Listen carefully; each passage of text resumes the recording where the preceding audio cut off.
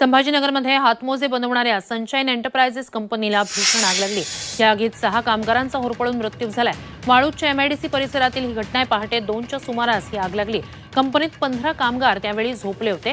गरम वाफ लागल्यानं कामगारांना जाग आली, मात्र बाहेर पडण्याच्या ठिकाणीच आग लागल्यानं त्यांना बाहेर पडता आलं नाही। या आगीची माहिती अग्निशमन दलाला मिळाल्यानंतर त्यांनी तात्काळ घटनास्थळी धाव घेत आग आटोक्यात आणली, मात्र तोपर्यंत आगीत 6 जणांचा होरपळून मृत्यू झाला, तर 6 जणांना बाहेर काढण्यात अग्निशमन दलाला यश आलं।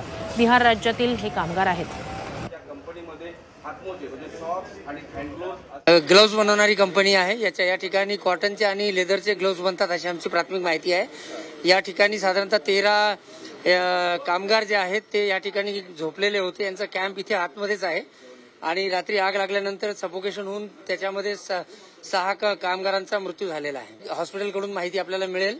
आता प्रथम प्रायोरिटी आहे की जे हॉस्पिटलमध्ये आहेत त्यांना ट्रीटमेंट सुरू केलेलं आहे आणि आपल्याला त्याचे रिपोर्ट्स मिळतील।